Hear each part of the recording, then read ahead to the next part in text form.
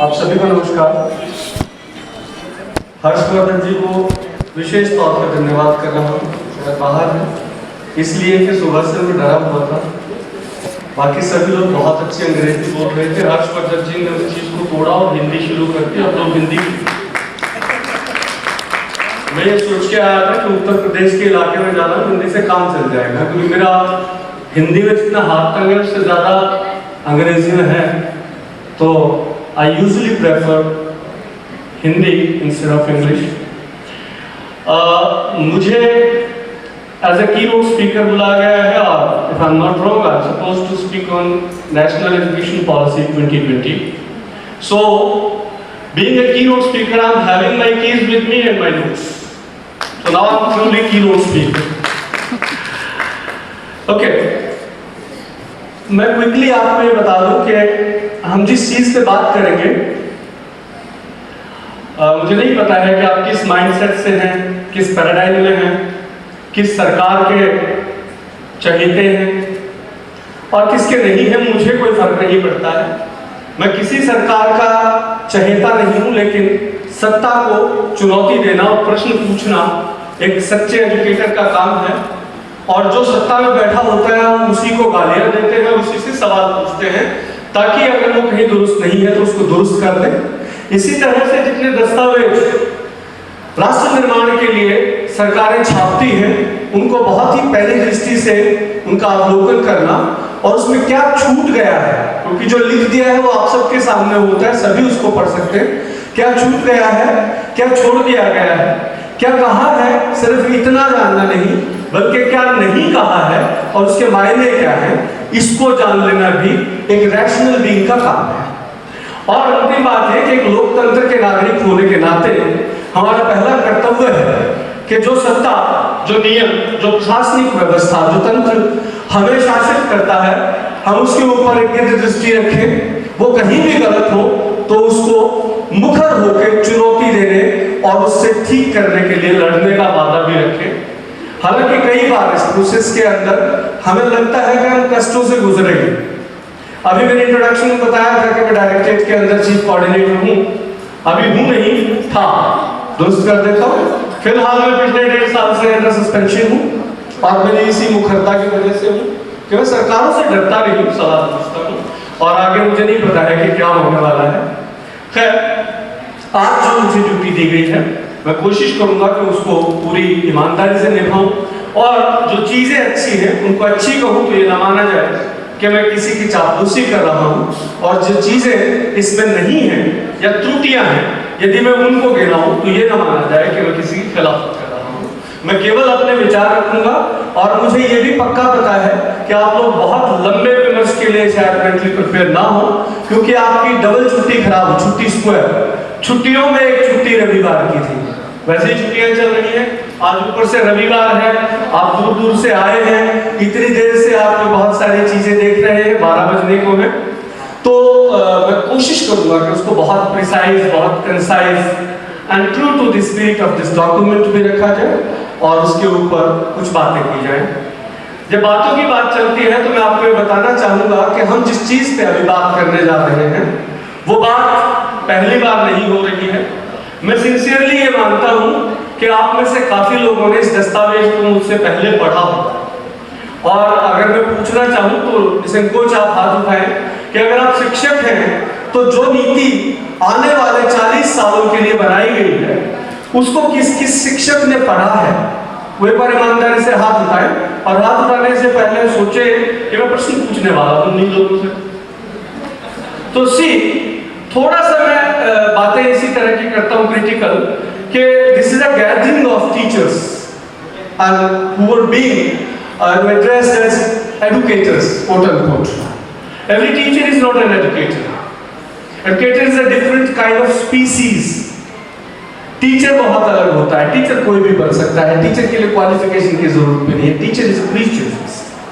Educator बनने के लिए एजुकेशन की क्या जर्नी है, न केवल अपने देश की बल्कि पूरे संसार की, पूरे विश्व की, पूरी मानवता की, उस जर्नी को अगर आपने गो थ्रू नहीं किया है और आपके पास कोई विजन नहीं है तो आप एजुकेटर ना कहलाएं, कोई करे कहे तो उसको दुरुस्त करें कि अभी हम टीचर हैं। एजुकेटर बनने में सदियां लग जाती हैं और बहुत सारे लोग बन नहीं पाते हैं, बुद्ध रोज नहीं पैदा होते। तो मैं ये कह रहा था कि इस चीज पे आज ना तो हम बात कर रहे हैं पहली बार, और ना ही ये दस्तावेज पहला है जिस पे हम बहुत ही आशावान हो जाए कि चलो आ ही गई, चलो आ ही गई। जैसे 9 महीने में एक प्रोसेस पूरा होता है फिर हम सेलिब्रेट करें, चलो अंततः हमारे परिवार बढ़ गए। ऐसा कोई दस्तावेज नहीं है। कारण ये है कि करीब करीब 3000 साल के इतिहास के अंदर हजारों बार नहीं लाखों बार बहुत संजीदगी से प्रयास किए गए कि शिक्षा की व्यवस्था दुरुस्त हो जाए, अच्छी से अच्छी हो जाए, वांछनीय हो जाए, लेकिन हुई नहीं। बहुत बड़े शासक, क्रूरतम शासक इस देश के ऊपर राज करके गए, बहुत अंग्रेज भी राज करके गए, और अब हम भी कई सालों से कर रहे हैं। सबने अपने अपने दस्तावेज निकाले, लेकिन मैं खुश हूं कि शिक्षा का विनाश अभी पूरी तरह से लोग कर नहीं पाए, और मैं आशावान भी हूं कि शिक्षा का विकास भी नहीं कर पाए, वो शायद कर लेंगे। तो ना ही इसका विनाश हुआ है ना विकास हुआ है, तो बहुत ज्यादा उत्साहित या हतोत्साहित होने की इस दस्तावेज को पढ़ने के बाद कोई जरूरत नहीं है, लेकिन चिंतित होने की आवश्यकता है। 3000 साल पहले इसी देश के अंदर एक यूनिवर्सिटी थी जिसको यूनिवर्सिटी ऑफ नालंदा, नालंदा विश्वविद्यालय, उससे पहले तक्षशिला विश्वविद्यालय। ये ऐसी यूनिवर्सिटियां थी, अगर आपने उसको नहीं जाना है, उस समय जब ह्यून-सांग भारत में आते हैं तो ह्यून-सांग लिखते हैं कि मैंने पूरी दुनिया में इतनी बड़ी यूनिवर्सिटी, इतना बड़ा विश्वविद्यालय नहीं देखा है जो यहाँ देखा। उस समय पर ठीक अगर मैं उसको कर दूं तो 2917 साल पहले जब ह्यून-सांग इस बात पर लिख रहे थे, उसके अंदर पढ़ रहे थे यूनिवर्सिटी के अंदर, उस समय केवल आवासीय जो हॉस्टल होता है उसके अंदर 10,000 बच्चे उस एक यूनिवर्सिटी के अंदर रहते थे। और आज जितने एक कॉलेज में, एक यूनिवर्सिटी में एनरोलमेंट नहीं है, उतने उस वक्त टीचर हुआ करते थे। तकरीबन 3110 टीचर उस वक्त हुआ करते थे। इसलिए भारत विश्वविद्यालय आज छोटी छोटी दुकानें हो गई हैं। कुछ लोगों को बुरा लग सकता है, लेकिन दुकानें, क्योंकि उनके पास कोई विजन और एजुकेशन की समझ नहीं है। और बड़े दुख की बात यह है कि पॉलिसी वो लोग बनाते हैं जिन्होंने एजुकेशन का ई तक नहीं पढ़ा है। बहुत पहले से ऐसा होता आ रहा है। ये वही देश है जिसके अंदर 10वीं पास भी ना हो तो शिक्षा मंत्री बन सकते हैं, और ऐसे मंत्री जब बनेंगे तो फिर देश के अंदर शिक्षा का क्या होगा मुझे नहीं पता। बहुत बार टीवी डिबेट्स के अंदर मैंने बहुत मुखर रूप से कहा है, और उनकी ईमानदारी पे मुझे अच्छा लगा कि एक पार्टी थी कोई दिल्ली में जो राज चल रहा है, एक पार्टी थी जो केंद्र में राज चल रहा है, एक पार्टी थी जो पंजाब में राज चल रहा था। तीनों के जो राज्य स्तरीय प्रतिनिधि उसके अंदर टीवी डिबेट में बैठे थे। मैंने उनको हाथ जोड़ के एक रिक्वेस्ट की थी कि बाकी देश को पूरे को खा जाइए, शिक्षा को हम लोगों के लिए छोड़ दीजिए, हमें चलाने दीजिए, आपकी बस की बात नहीं। लेकिन ऐसा नहीं हो रहा, ये दुख की बात है। ये जो मेरे कंसर्न है इस दस्तावेज में झलकते हैं, और इससे पूर्व के दस्तावेजों में भी झलकते थे। मैं कोई अन्याय किसी दस्तावेज के साथ नहीं करना चाहता। स्वतंत्र भारत से पहले जिनको हम अंग्रेज कहते हैं, उन अंग्रेजों ने भी करीब करीब 7 कमीशन इसके ऊपर बिठाए। 1813 में पहली बार एक संजीदा प्रयास किया गया था ब्रिटिश गवर्नमेंट के द्वारा, जब 1 लाख रुपए का अनुदान पूरे देश की शिक्षा के लिए मुकर्रर किया गया था, और लिखित में शिक्षा कैसी दी जाएगी वैसी नीति बनाई गई थी। और उसके बाद ये जर्नी चलती रही, और 1947 के अंदर हम जब उसको देश को आजाद पाते हैं तो 1968 से लेके अब तक बहुत संजीदगी से 4 कमीशन बने हैं। आप सब जानते हैं, राधाकृष्णन कमीशन था, मुदालिया कमीशन था, कोठारी कमीशन था, और अब सैम पेट्रोडा का 2009 के अंदर जो नॉलेज कमीशन था। इन चारों को मिला लें, इसके अलावा 4 जो एनसीएफ आए हैं उनको मिला लें, और 3 राष्ट्रीय नीतियां और एक प्रोग्राम ऑफ एक्शन आया है, इन सबको मिला लें तो करीब करीब स्वतंत्रता से पहले और स्वतंत्रता के बाद अब तक 21 संजीदा प्रयास हो चुके हैं जो रिटर्न में अवेलेबल है, और हम सबको पढ़ने चाहिए कि हमारी जो है जर्नी कहां से। फिलहाल मैं क्योंकि बहुत पीछे नहीं जाना चाहता हूं, इसको आप कैसे देखें, इस दस्तावेज को कैसे देखें, इसका एक आइडिया दे रहा हूं। इससे पहले जो अंतिम दस्तावेज है वो आप प्रोग्राम ऑफ एक्शन को मान लीजिए। प्रोग्राम ऑफ एक्शन 1992 के अंदर 1986 की पॉलिसी का एक रिवीजन था। और 1986 की पॉलिसी स्वयं में 1968 में जो पहली राष्ट्रीय शिक्षा नीति बनी थी उसका रिवीजन था। तो अब तक संजीदगी से एक पॉलिसी देश के अंदर थी, अब दूसरी पॉलिसी आई है। और इसको कितने साल लगे? पहली पॉलिसी से दूसरी पॉलिसी बनने में 18 साल लगे थे, और आज 2022 में जब हम इस पर बात कर रहे हैं तो पिछली पॉलिसी से अब 36 साल पूरे हो चुके। जिस देश के अंदर 36 साल तक शिक्षा के बारे में सोचा ना जाता हो, जिस देश में 500 से ऊपर अमेंडमेंट हो जाए लेकिन शिक्षा नीति वही पड़ी रहे, जिस देश में पिछले 25 सालों के अंदर राष्ट्रीय पाठ्यचर्या को दोबारा खोल के ना देखा गया हो, उस देश के अंदर शिक्षा का भविष्य कोई बहुत अच्छा नहीं है। हाँ, ये चलता रहेगा कि हम आपस में मिलते रहे, एक दूसरे की पीठ थपथपाते रहे, एक दूसरे को गुलदस्ते देते रहे, लेकिन शिक्षा का विकास अगर आपको करना है तो कुछ लोगों को लड़ाके बन के और एक समय लगा के शिक्षा के बारे में संजीदगी से सोचने की जरूरत है। तब हम असल में इस देश के शिक्षक और मार्गदर्शक और राष्ट्र निर्माता बनेंगे, अन्यथा नहीं बनेंगे। मैं कुछ लाइनों पे आपका ध्यान ले जाना चाहता हूं कि पहला जो स्वतंत्र भारत का दस्तावेज था वो उसकी ओपनिंग लाइन क्या थी और इस दस्तावेज की ओपनिंग लाइन क्या है। मैं आपको बिंदुवार पढ़ सकता था पॉलिसी को, लेकिन मैं नहीं चाहता क्योंकि वो आपके पास इजीली डाउनलोडेबल है, हिंदी में, अंग्रेजी में, हर एक भाषा में, आप पढ़ लीजिए। मैं केवल उन चीजों की तरफ आपका ध्यान आकर्षित करना चाहता हूं कि नजरिया क्या होना चाहिए उसको देखते। जो 1968 का जो डॉक्यूमेंट की बात कर रहा हूं, असल में मैं 1968, 86 और पीओए नहीं बोल रहा हूं, मैं कोठारी कमीशन की बात कर रहा हूं। कोठारी जी ने जिन पंक्तियों के साथ इसको दस्तावेज को लिखने का कार्य शुरू किया था, उन पंक्तियों को थोड़ा ध्यान से देख लीजिए। उसमें जो ओपनिंग लाइन थी, human being is a positive asset and precious resource of the nation. Human being एक अमूल्य निधि है और एक कीमती संसाधन है देश के लिए, जिसको बहुत ही केयर के साथ, डायनेमिज्म के साथ, डेलिकेसी के साथ पालन पोषण करके अपने अंदर जितनी क्षमताएं हैं उनको बाहर लाके एक्चुअलाइज करके उसको नर्चर करने की जरूरत। ये एक विजन बताता है कि नीति क्या करने वाली है। आज जो दस्तावेज मेरे हाथ में है उस दस्तावेज की भी 2-4 ओपनिंग लाइनें बताता हूं। माननीय the then MHRD minister Prakash Javadekar जी और पोखरियाल जी आ गए हैं, शिक्षा मंत्री हो गए हैं क्योंकि इसका नाम बदल गया। इस नाम पे भी मुझे एक चीज आपको बतानी चाहिए कि एक समय था जब नीति बनती है तो शिक्षा मंत्रालय को मानव संसाधन विकास मंत्रालय का नाम दिया जाता है, क्योंकि वो नीति मानव को संसाधन मानती है। और एक नीति अब बनती है जब मानव संसाधन विकास मंत्रालय, जो कि ऑलरेडी नाम था, वापस पलट के उसको शिक्षा मंत्रालय कर दिया जाता है, जिसके बहुत नैरो। मैं नहीं कह रहा हूं कि इनको आप किस तरह सोचें, मैं केवल आपको ये इंडिकेट कर रहा हूं कि डॉक्यूमेंट को किस तरह पढ़ा जाए। बहुत सारे लोग उसको पढ़ते हैं लेकिन बहुत सारी लाइनों के बीच में, अक्षरों के बीच में, डॉट्स के बीच में, कॉमों के बीच में ऐसी चीजें हैं जो छोड़ दी जाती हैं, जो लिखी नहीं जाती हैं। हमारे एक मित्र जो है वो प्रोफेसर और वाइस चांसलर है किसी यूनिवर्सिटी के नाम नहीं ले रहा हूं, उन्होंने कहा कि दस्तावेज को पढ़ो ना आ जाए, तब उस तरह पढ़ना कि जो नहीं लिखा हो भी लोगों को बता, जो नहीं लिखा हो बता पाओ। ऐसा एक उदाहरण छोटा सा छोड़ देता हूं आपके सामने। इस दस्तावेज के अंदर ये लिखा है कि सभी शिक्षक प्रशिक्षण कार्यक्रम, सभी शिक्षा एजुकेशन कॉलेजेस और सभी विद्यालय फाउंडेशनल लेवल से लेके और हायर एजुकेशन तक सभी के कोर्स के अंदर फंडामेंटल ड्यूटीज को पढ़ना अनिवार्य होगा। क्या ये लाइन कंप्लीट है? फंडामेंटल ड्यूटीज को पढ़ना तो अनिवार्य होगा। फंडामेंटल राइट्स की कहीं पूरे डॉक्यूमेंट के अंदर एक बार मुझे दिखा दीजिए, मैं मान जाऊं। क्या लोकतंत्र का दस्तावेज है?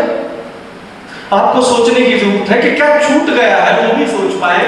ये तो लिखा जाएगा कि एससी एसटी के लिए विशेष इंसेंटिव्स दिए जाएंगे, लेकिन ये बात नहीं होगी दस्तावेज के अंदर क्या उनके लिए जो देश के अंदर आरक्षण की व्यवस्था बाबा साहेब कर गए थे वो आरक्षण होगा कहीं दाखिलों में, किस तरह से ऊपर लेके जाएंगे, ये नहीं लिखा। मैं नहीं कह रहा हूं कि इसके उलट लिखा है, लेकिन ये चीजें छोड़ दी गई है। एक दस्तावेज जो फाउंडेशनल लेवल से लेकर हायर एजुकेशन की बात करता है, जिसमें आपको सबको पता है कि 5+3+3+4 का सिस्टम लागू हुआ है। अगर किसी को नहीं पता है तो मैं थोड़ा सा बता देता हूं कि क्या सिस्टम है। पहले इस देश के अंदर शिक्षा 6+ से शुरू हुआ, अभी 5+ है। घबराने की जरूरत नहीं, मैं ठीक ही बोल रहा हूँ। पहले 6+ थी, 6 साल का होने के बाद विद्यालय के अंदर आप दाखिला ले सकते थे, आज 3+ हो गया है। इससे पहले जो अभी चल रहा है वो 5+ था, क्योंकि मिस इंटरप्रेट करने में हम बहुत तेज थे। जब 6 इयर्स की बात आती है तो कहते 5+ is 6, तो 1 साल तो वैसे ही घटा लिया था। अब इस डॉक्यूमेंट के अंदर सीधा 3 साल का लीप लिया है। ये वो वर्ष है जिसको आप 2 से 7 भी कह सकते हैं, जिसको 3 से 8 भी कह सकते हैं। 2+ को 3 बोलिए, 7+ को 8 बोलिए। तो थोड़ा सा आपको बीएड की तरफ ले जाना चाहूंगा। जब आपने बीएड की होगी तो जब आप व्यवहारवाद, बिहेवियरिज्म और कंस्ट्रक्टिविज्म, जीन पियाजे साहब और वगोट्स्की को पढ़ रहे थे, वहां पे जीन पियाजे ने एक डेवलपमेंटल थ्योरी थी जिसके अंदर 2 से 7 के बालकों के लिए कुछ कहा था। आपको याद? 4 स्टेजेस बताई थी कि 0 से 2 साल तक आपकी प्री ऑपरेशनल स्टेज है। आपका दिमाग कोई भी कंक्रीट, कोई भी ऑपरेशन कर ही नहीं सकता है। और 2 से 7 साल के बालकों के लिए क्या बताया था? सेंसरी आपकी प्री ऑपरेशनल, पहली सेंसरी मोटर थी प्री ऑपरेशनल स्टेज। अब जरा थोड़ा सा ध्यान दीजिए कि हम बच्चों को किस उम्र में लिटरेसी और न्यूमरेसी और एथिक्स, 3 चीजों पे याद रखिए। ये मैं आपको पॉलिसी ही बता रहा हूं, सिर्फ बिंदु नहीं बोल रहा हूं। 3रे साल से आपको नंबर्स, गणनाएं, क ख ग घ ए आ ई सब, यानी लिखना और पढ़ना आ जाएगा, एथिक्स भी आ जाएंगे। और इसके अलावा बहुत सारे एक्सपेक्टेशंस हैं जो आप उसमें पढ़ सकते हैं, शब्द बहुत है। लेकिन जीन पियाजे साहब तो ये कह गए थे कि 2 से 7 साल के तो बच्चा कोई मेंटल ऑपरेशन कर ही नहीं सकता है। तो या तो वो व्यक्ति गलत था, उसने आज तक अंधेरे में रखा, और या फिर आप कहीं त्रुटि हुई है कि उस उम्र में जब खिलाया जाए, उसको सोशलाइजेशन के स्किल्स सिखाए जाए कि वो कैसे बैठना सीख जाए, कैसे चलना सीख जाए, अदब क्या होता है, लाइन में लग के पानी कैसे पिया जाता है, जिप कैसे बंद की जाती है, बटन कैसे टक किया जाता है, ये तमाम चीजें तो सिखानी चाहिए उस उम्र में। लेकिन मैं आपको चेता रहा हूं कि अगर आपके बच्चे 7 साल से पहले संजीदगी से पढ़ाई करने के आप प्लान कर रहे हैं, जैसा कि हम सब कर रहे हैं, तो आपका बच्चा बहुत आगे नहीं जाता है। आज के दौर में देख लीजिए, हम में से जितने लोग बैठे हैं, किसी न किसी घर में, किसी की रिश्तेदारी के अंदर ऐसे लोग मिलेंगे जो टेक्नोक्रेट बने और उसके बाद they lost the control of brain. ऐसे आईएएस रोज अखबार में आते हैं जो आईएएस बनने के बाद सुसाइड कर रहे हैं। ये वैसे लोग आएंगे। एक शब्द है कॉग्निटिव लोड। हमारा दिमाग जब तक परिपक्व नहीं होता है, मैच्योर नहीं होता है, अगर आप अपने बच्चे पे उससे अधिक दबाव डालते हैं तो आप अपने बच्चे को ज़ॉम्बी बनाने की तैयारी कर रहे हैं। और अगर वो मरा नहीं है, पागल भी नहीं हुआ, एटीएम मशीन जरूर बन जाएगा जैसे आज बन रहे हैं। आप पूरा जिंदगी का पैसा बच्चे पे लगा के विदेश में भेज देते हैं, जाने के बाद चिट्ठियां, फोन ये बंद कर देता है। जो रूरल टूरिज्म के लिए आता है तो किसी फॉरेनर के साथ आता है, कहता है चलो गाँव में दिखा। ये डिटैचमेंट कहां से आया? ये छोटी उम्र में जो बोझ आपने डाल दिया, जो बोर्डिंग के नाम पे आप स्कूलों के अंदर बच्चों को कैद करवा के आए, ये वो डिटैचमेंट, ये वो बदला ले रहे हैं जब वो बड़े होते हैं। और वो बच्चे सही हैं। काइंडली इस दस्तावेज को पढ़ते जाए, इन चीजों को ध्यान में रखा जाए कि हम कहां से क्या शुरू करें। ईसीसी मैंने 5+3+4 को मैं बता रहा था आपको। 5 साल क्या है? जो आपकी आज पहली कक्षा है, उससे पहले 3 साल बच्चा आंगनवाड़ी, बाल वाटिका, उसका कुछ भी नाम रख लीजिए, यानी वो नर्सरी के अंदर जाना शुरू करेगा। यानी 3 साल का होते ही कंपलसरी उसका एडमिशन वहां पे हो जाएगा। और ये 3 साल जमा में पहली कक्षा और दूसरी कक्षा, ये टोटल 5 साल हो जाते हैं। ये फाउंडेशनल ईयर या फाउंडेशनल स्टेज है। इन 5 सालों के अंदर उसकी फाउंडेशन बनाती है। उसके बाद 3 कक्षाएं हैं, तीसरी, चौथी और 5वीं, ये +3 है। उसके बाद 6ठी, 7वीं, 8वीं, फिर +3 है, और 9वीं से 12वीं तक, यानी 3 साल से और 18 साल तक 5+3+3+4 पैटर्न जो है इसके अंदर नई चीज है, जो पहले 10+2 हुआ करता था 86 की पॉलिसी के बाद। तो इसके अंदर सबसे इंपॉर्टेंट चीज क्या है? पहले दस्तावेज को शिक्षा के हिसाब से 3 हिस्सों में बांटा गया है। पहले ईसीसी की बात की गई है, दूसरे नंबर पे जनरल स्कूलिंग की बात की गई है, उसके बाद हायर एजुकेशन की बात की गई है। ईसीसी के अंदर बहुत सारी चीजें हैं। मैं आपका ध्यान इस चीज पे दिलाना चाहता हूं कि जो ये फाउंडेशनल जो स्टेज है, इसके अंदर जब बहुत ज्यादा थ्रस्ट होगा आपके बच्चे का भविष्य निर्माण होना है, यहीं से उसके ज्ञान का आधार निर्माण होना है, ये जिम्मेदारी आंगनबाड़ी वर्कर्स को दी जाने वाली है। ध्यान दीजिए इस बात, आंगनबाड़ी वर्कर्स को दी जाने। मैं ऐसे देशों को जानता हूं जहां पे सिस्टम हमसे उल्टा है। वहां पे आपको चाइल्ड साइकोलॉजी में और एजुकेशन के अंदर पीएचडी होना जरूरी है जब आप फाउंडेशन क्लासेस को पढ़ाएंगे। ऊपर अगर आप +2 पास होंगे तो चल जाएगा। आपको याद है कॉलेज में तो हम अपने आप नोट्स बना के पढ़े। कॉलेज के अंदर और यूनिवर्सिटीज के अंदर बीएड करने की, एमएड करने की कोई बाध्यता नहीं है। क्यों नहीं है? क्योंकि पेडागोजी की जरूरत नहीं होती है। 18 साल से ऊपर के बच्चे के लिए कोई जरूरत नहीं है आपको शिक्षण संस्थानों में जाकर ट्रेनिंग लेने की। आप उसको गाइड करते हैं कि ये किताबें, ये सिलेबस है जनाब, इस तरह असेसमेंट होगी, वो अपने आप पढ़ लेते हैं। पढ़ाने की किसको जरूरत है? पेडागोजी शब्द किसके लिए आया था? फाउंडेशनल लेवल के लिए। लेकिन अब 10वीं और 12वीं पास, कई जगह 8वीं पास भी है ऑन रिकॉर्ड, वो आंगनबाड़ी वर्कर्स ये फाउंडेशन तैयार करेंगे। वो कितना अच्छा करेंगे मुझे नहीं पता, लेकिन सरकार ने कुछ प्रावधान किए हैं। आमूलचूल परिवर्तन किया जाएगा ईसीसी के आंगनबाड़ी सेंटर्स को स्ट्रेंथन करने। कुछ अलमारियां और खिलौने भेजे जाएंगे, स्कूल के साथ अटैच किया जाएगा। उसके जो वर्कर हैं उनको ट्रेनिंग दी जाएगी, और ट्रेनिंग कितनी बड़ी होगी और किस मोड में होगी वो भी आप सुन लीजिए।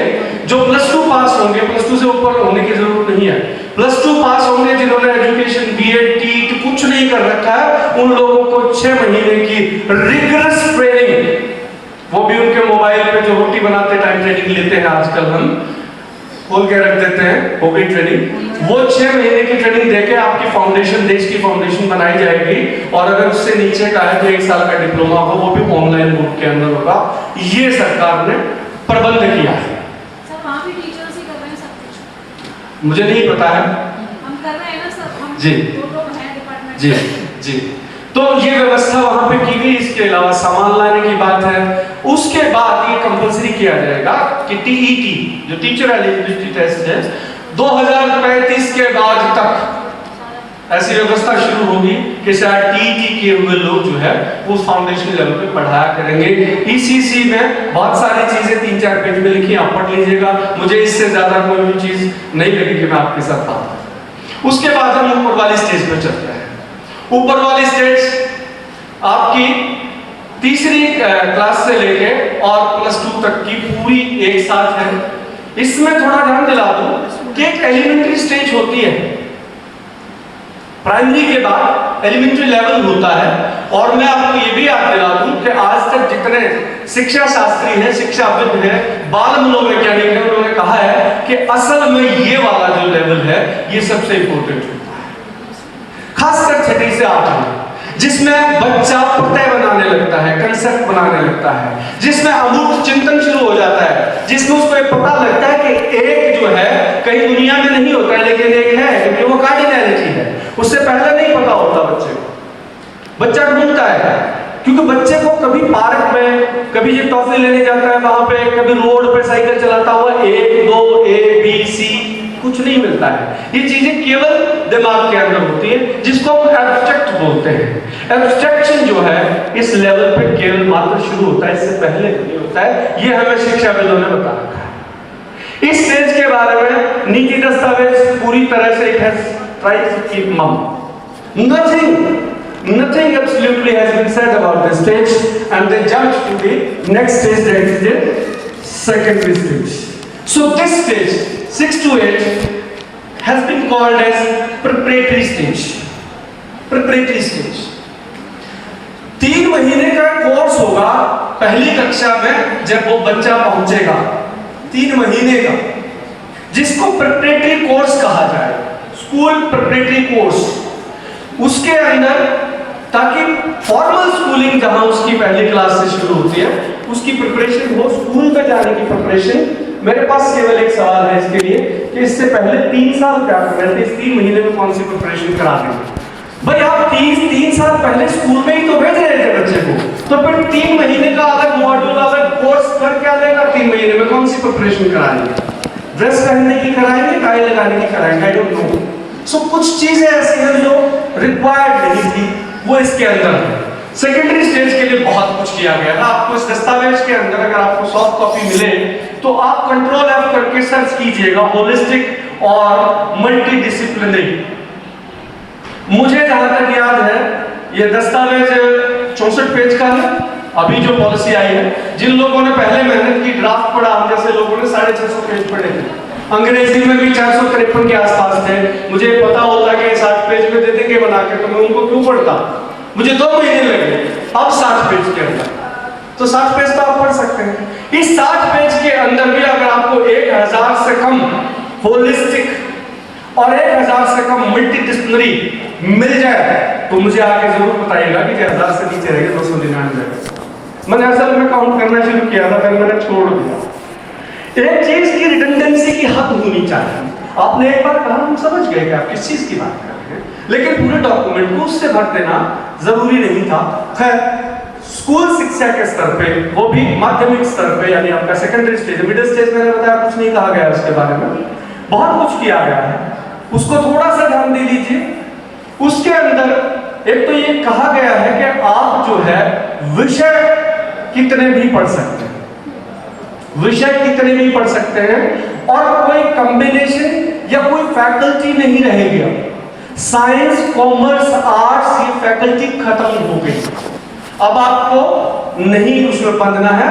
आप एक सब्जेक्ट फिजिक्स ले रहे हैं, दूसरा इकोनॉमिक्स ले सकते हैं, और तीसरा इतिहास भी ले सकते हैं, ये चलेगा। समझ रहे हैं क्या? इसका इम्प्लीकेशन बताने वाला हूं थोड़ी सी देर के बाद। इसके अलावा आपको जो है स्पोर्ट्स, आपको जो है मॉरल एजुकेशन, आपको वैल्यू एजुकेशन, वोकेशनलाइजेशन, ये शब्द दूसरा है, तीसरा है जो बहुत बार रिपीट हुआ है, वोकेशनलाइजेशन। इसके इम्प्लीकेशन भी बताने वाला हूं बहुत शॉर्ट में। ये तमाम तरह की चीजें और करीब करीब 22 लैंग्वेज, जिसके अंदर भारतीय प्राचीन जो डेड लैंग्वेजेस हैं, पाली और प्राकृत, मतलब तमिल, उड़िया, ये सब हैं, उन 22 के अंदर पाली और प्राकृत भी है, जो विद्यालय ऑफर करेगा। आप चाहें तो उसको पढ़ सकते हैं, आपको पढ़ना चाहिए, ताकि आप भारत के गरिमामयी, गौरवमयी इतिहास को उन दस्तावेजों में पढ़ पाए जहां पाली और प्राकृत का इस्तेमाल हुआ है, इसलिए वो भी मिलेंगी। अब ये सोचने का विषय है कि जब विषय इतने हो जाएंगे तो फिर बिंदु 4.3 को जरूर पढ़िएगा। तो क्यों लिखती है सरकार? बहुत सारी चीजें तो लिखने से बच गई, लेकिन एक चीज लिख दी है कि इन सारी चीजों के बावजूद स्कूल के स्ट्रक्चरल जो चेंजेस हैं उनकी जरूरत नहीं। स्कूल लेवल पे किसी स्ट्रक्चरल चेंज की जरूरत नहीं है। जब वोकेशनल के 60 विषय आप उसको देंगे, अभी एनएसक्यू में एक प्रोग्राम चलता है जिसके अंदर ब्यूटी एंड वेलनेस का कोर्स चलता है, तो उसकी लैब बनानी पड़ती है, 6.5 लाख रुपए देने पड़ते हैं विद्यालय को। इसके अलावा अगर IIT के भी कोर्सेज आप उसमें देंगे तो आपको स्कूल में स्ट्रक्चरल चेंजेस की जरूरत पड़ेगी कि नहीं पड़ेगी। लेकिन ये लिख दिया है कि स्कूल स्तर पर कोई स्ट्रक्चरल चेंज की जरूरत नहीं पड़ेगी। मैं इसको समझने में नाकामयाब हूं, आप समझेंगे तो मुझे भी बताइए। जहां 22 लैंग्वेज ऑफर की जाएंगी, जहां 60 से ज्यादा विषय दिए जाएंगे, वहां स्ट्रक्चरल चेंजेस क्यों नहीं होंगे मुझे नहीं पता है। एग्जिस्टिंग स्कूलों के अंदर ही ये काम होगा। वैसे मेरे 40 मिनट थे, आप अभी जल्दी चल रहे हैं, 15 मिनट। हर्षवर्धन जी, मैंने बहुत तालियां बजाई, थोड़ा सा टाइम लगेगा मुश्किल से। आप मुझे 10 मिनट और टॉलरेट कर लेंगे क्या? सर बहुत अच्छा। 10 मिनट अगर चाहे मैं आप रख तो रोक लेता हूँ। मुझे लगा कि काम की चीजें हैं, बात कर लेते हैं, क्योंकि आप सभी को सेमिनार्स में जाना पड़ता है NPK में, और बातें करनी पड़ती हैं, तो आप उसको थोड़ा सा क्रिटिकली देखना शुरू करेंगे तो स्कूल्स में उसकी जरूरत नहीं पड़ेगी। एक मेरे पास और प्रश्न है जो न केवल इस स्तर पे है, पहले थोड़ी सी और बात कर लूं। 2 शब्द मुझे याद दिलाएगा, मल्टीडिसिप्लिनरी, प्लानरिटी, उलझ जाता हूं उसमें, वही जो आप समझ गए। और दूसरा मैंने क्या कहा था आपको? होलिस्टिक और वो साथ वोकेशनल, ये 2 याद दिलाइएगा। इसके बाद में आऊंगा 5 मिनट के बाद। हायर एजुकेशन के अंदर इस स्कूल में यही है, स्कूल के अंदर यही बातें हैं। इसके अलावा टीचर्स के बारे में कुछ चीजें कही गई हैं। टीचर्स जो है बहुत ही प्रताड़ित है, ये मान लिया सरकार ने, डॉक्यूमेंट के अंदर लिखा है कि भाई टीचर्स की गलती नहीं है, टीचर सच में सरकारों के द्वारा दुखी किए गए हैं, हमेशा उन पे उंगलियां उठाई गई हैं और उनको जो जरूरी सपोर्ट देना चाहिए था सरकारें नहीं दे पाई है। मुझे नहीं पता वो इसी सरकार की बात कर रहे हैं इससे पहले की, लेकिन ये दस्तावेज ने पहली बार माना है।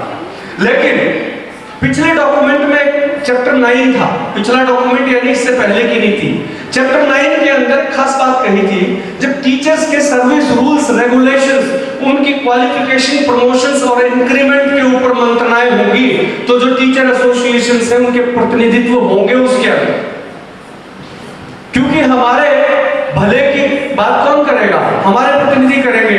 इस पूरे दस्तावेज के अंदर कंट्रोल एफ करके एसोसिएशन ढूंढेगा, आपको कहीं यूनियन या एसोसिएशन शब्द नहीं मिलेगा, उसकी जरूरत नहीं है, सरकार अपने आप करके आपको बता देगी कि क्या। एक ईसीसी के अंदर एक बड़ी गजब की चीज है। ईसीसी कहां से शुरू किया हमने? 3 साल से। ध्यान दीजिए, बहुत अच्छी बात बता रहा हूं। मैम फिनिश कर लेंगे कि बता, मैम अच्छी बात बता रहा हूँ। राहत साहब कहते थे कि आप थोड़ा ध्यान रखिए, मैं पता नहीं कब अच्छा शेर सुना दूं, तो अच्छी बात बता रहा हूँ।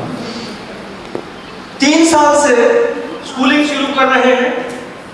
सर आप पॉलिटिशियन, माफ कीजिएगा, मैं ऑलरेडी, मेरा सरकार ने जो बिगाड़ना था लेकिन जो आपका पहला करिकुलम फ्रेमवर्क बनेगा ना, national curriculum framework for ECCE, वो 0 से 3 साल का भी बनेगा। जैसे ही बच्चा बाहर आएगा उसके लिए एक सिलेबस, एक पाठ्यक्रम होगा। ये किसी पटल पे जरूर पूछेगा कि सर इसका करें क्या, माताओं के लिए है क्या? ECC की बात कर रहे हैं, 2 पार्ट में करिकुलम फ्रेमवर्क बनाया जाएगा, एक 0 से 3 का बनाया जाएगा, 3 से 8 का बनाया जाएगा।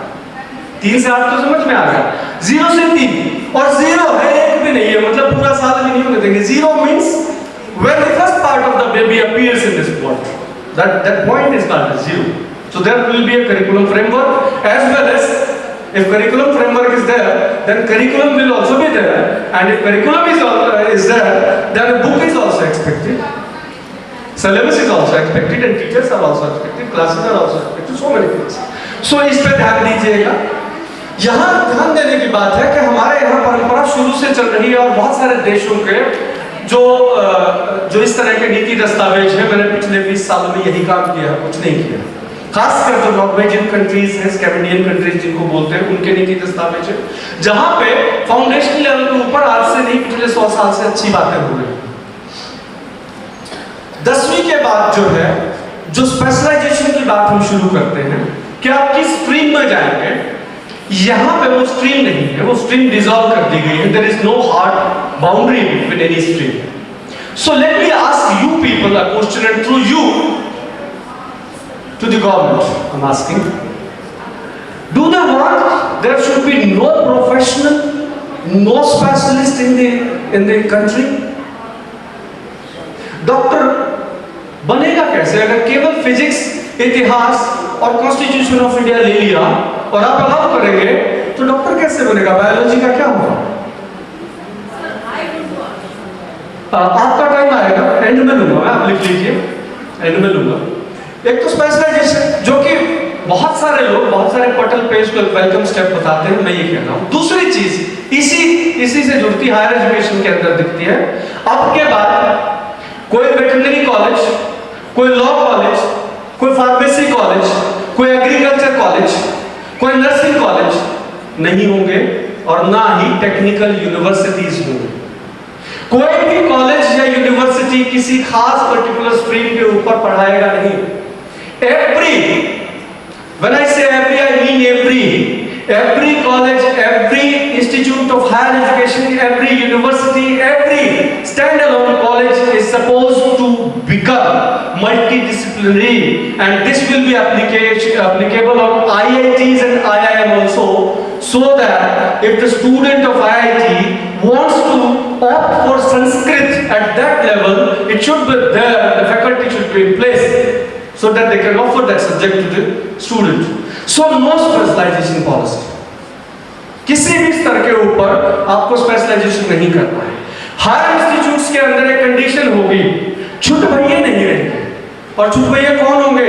3000 का मानक रखा गया। 3000 से अगर कम क्लाइंटेज आपके पास है, यानी स्टूडेंट आपके पास नहीं है 3000, तो आपको कॉलेज अगले 10 से 15 सालों के अंदर बंद करना पड़ेगा। सरकार जबरदस्ती बंद करा देगी सभी विषय। और 3000 की कंडीशन ये सभी कॉलेजेस के ऊपर लागू होगी, और कोई भी stand alone subject specific, stream specific college देश के अंदर नहीं रहेगा। बड़ा दुख होता है, लेकिन मैं इशारा कर रहा हूं जिस तरफ, वो समझिए क्या है। वो ये है कि आप और हम जैसे लोग, हर्षवर्धन जी जैसे लोग, जो छोटा धंधा स्कूल के नाम पे कर लेते हैं, आगे नहीं कर पाएंगे। केवल जो है एमएनसीज करेंगी, केवल बड़े जो अरबपति हैं वो वैसे इंस्टीट्यूट खोल सकते हैं, हम आप तो नहीं खोल पाएंगे। ऐसे स्कूल भी नहीं रहेंगे, और ऐसे कॉलेजेस भी नहीं रहेंगे, और ऐसी यूनिवर्सिटीज भी बंद होंगी जिनका इंटेक बहुत लो है, और जिनके पास सारे विषय पढ़ाने के लिए फैकल्टी और कैंपस नहीं है। इसके अलावा बहुत सारे नेशनल, आखिरी बात कह रहा हूं, बहुत सारे नेशनल शब्द मिलेंगे आपको।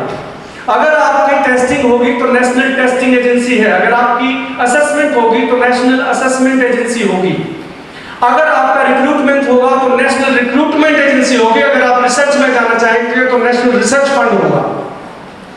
इसको बोलते हैं हाई सेंट्रलाइजेशन, बहुत ज्यादा केंद्रीकरण। इसको एक शब्द और इस्तेमाल किया गया हायर एजुकेशन में जब जाएंगे, with light but tight regulation.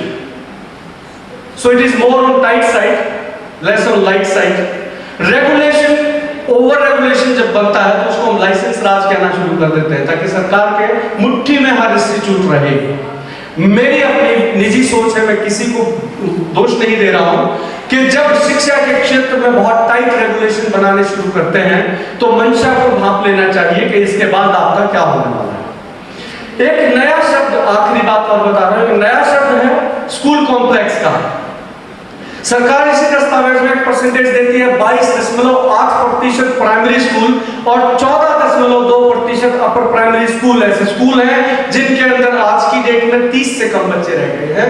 वो सभी स्कूल एक कलम से बंद किए जाने चाहिए, क्योंकि देश के पब्लिक के एक्सचेकर के ऊपर वो खामखा का बोझ बने हुए हैं। लेकिन हमारे देश में एक राइट टू एजुकेशन नाम की चीज है जो इन्होंने एक्सटेंड किया है, ये सबसे अच्छी बात है। और इसके लिए मैं तहे दिल से सरकार का प्रशंसा करना चाहूंगा कि इसकी रेंज को जो है 3 से 18 साल कर दिया गया। बहुत बड़ी बात, ये अच्छी बात है। जो अच्छी चीजें होंगी उनको मानेंगे। इसी राइट टू एजुकेशन के अंदर ये भी कहा गया था, इससे पहले अगर आपने एसएसए में काम किया, इससे पहले डीपीईपी में काम किया, यानी 90s के बाद ये पॉलिसी बनी थी कि हर 1 किलोमीटर के दायरे में, हर बस्ती, हर गांव के 1 किलोमीटर दायरे में एक प्राइमरी स्कूल होना चाहिए, क्योंकि छोटा बच्चा जो है बाहर नहीं जाता। अगर उससे दूर है तो नॉन एक्सेसिबल हो जाता है वो। Though the school exist, but if it is beyond 1 kilometre it is non existent for the teeny tots. Likewise, there should be a school within the radius of 3 km at middle level, then 5 km at higher level, and 7 km, not more than 7 km at secondary level. But this time, for the first time, the policy document says that there will be a school within the radius of 10 to 15 kilometers, so that we don't have much number of schools which are small. That will be called as a school complex. And this will offer everything which is said in the document, be it a language or vocational courses and everything. And one more thing, one very beautiful thing, that these complexes will be having 5 to 10 schools which will share the faculty. Now think of a situation, you are a teacher in a school and you are supposed to take one period in one school, another period in another school, third period in third, and there are 8 periods likewise you can be roaming about in the field. Is it any way possible or fruitful? No. The government should have tried to provide more and more teachers instead of making such an ad hoc arrangement which is detrimental not only for the students, not only for the community, but also for the nation builders. आपकी concentration, एक दिन आपको meeting के लिए school में से जाना पड़ता है, आपका दिमाग बना जाता है, आप आके ठीक से पढ़ा नहीं पाते, अब आपको रोज जाना पड़ेगा। एक वोकेशनल टीचर 10 स्कूलों में जाएगा, एक मॉडल का टीचर भी 10 स्कूलों में जाएगा। इस तरह की कुछ व्यवस्थाएं हैं। अब एक शब्द मैंने जो आपको पकड़ाया था मल्टीडिसिप्लिनरी पर, मैंने बीच में बता दिया कि इतने सारे विषय होने से क्या होगा, स्पेशलाइजेशन खत्म हो जाएगा। वोकेशनलाइजेशन की बात करता हूं। आई went through the whole document but I did not found anything like job oriented. Everywhere you will find vocational skills. Now what is the implication and true meaning of this? This is the last line of my speech and then you will be allowed to ask your questions or queries. Over vocationalisation, हालांकि vocational ठीक है, होना चाहिए। Over vocationalisation जो है वो क्या करेगा? एक शब्द मल्टीपल एग्जिट और मल्टीपल एंट्री इस दस्तावेज के अंदर दी गई, जो बहुत खूबसूरत चीज है। आप जब चाहे ग्रेजुएशन में से, बीएड में से, पीएचडी तक कहीं भी जब चाहे शिक्षा को छोड़ दो, वापस आएंगे तो एक क्रेडिट बैंक होगा आपका, जिसमें आपके पुराने नंबर पड़े होंगे। मुझे नहीं लगता है कि उस पर ब्याज लगेगा, लेकिन उतने तो पड़े होंगे जब आप छोड़ के गए थे। आप 4-5 साल घूम के आ जाइए, दोबारा अगला साल करिए, आपका पिछला क्रेडिट उसके अंदर जुड़ जाएगा। तो क्रेडिट जो है एक्यूमुलेट होता रहेगा, लॉस नहीं होगा। लेकिन ये छूट क्यों दी जा रही है? ये छूट इसलिए शायद दी जा रही है, थोड़े कड़े शब्दों का इस्तेमाल कर रहा हूं, कि नौकरियां नहीं है सरकारों के पास। मैं केवल एक रूलिंग गवर्नमेंट की बात नहीं कर रहा हूं, उससे पहली गवर्नमेंट भी अछूती नहीं थी। और बाकी जो जिनसे उम्मीदें हैं और लोगों के नाम लिए जाते हैं, वो भी एक ही थाली के चट्टे बट्टे हैं। हम लोगों को एक होना पड़ेगा, instead of getting affiliated to any ruling party, any opposition party, any name or any flag, because we are teachers. The responsibility lies on our shoulders, not there to educate the nation builders, जो कि बच्चे भविष्य है। तो ये over vocationalisation ये करेगा कि आप 10वीं करेंगे, आपका मन नहीं है या फिर नहीं है, तो अब आपके पास कहने को है कि जरूरत नहीं है अगला साल करने का, अगला फिर कर लूंगा, क्लास पेज को सुनाएंगे, गली में बैठ जाएंगे। ये ओवर वोकेशनलाइजेशन और मल्टीपल एग्जिट और मल्टीपल एंट्री का एक संभावित नुकसान है। इसके फायदे भी बहुत है, ऐसी बात नहीं कि इसके फायदे नहीं है। इसके फायदे इसलिए होते हैं, अगर इन केस कोई संजीदा बच्चा किसी ऐसी वंचना के कारण बीच में जाना चाहे कि 1-2 साल में परिवार का काम चला लूं, कमा के लौट के पढ़ लूंगा, तो इससे खूबसूरत चीज भी नहीं है। लेकिन ओवर अति हर चीज की बुरी है कि आप हर चीज को इस तरह से कर दें। So that's all from my side. मुझे नहीं पता कि मैंने अपने समय जो आपने मुझे दिया उसके साथ न्याय किया कि नहीं किया। मैम के पास एक सवाल है और 2-3 मिनट अगर मैं सवाल के लिए ले लूं, अगर आपकी इजाजत है, नहीं तो हम अकेले में नहीं, मेरा काम है। I have finished. सर, आपने कहा था सागर बढ़ी। धन्यवाद सर, थैंक यू।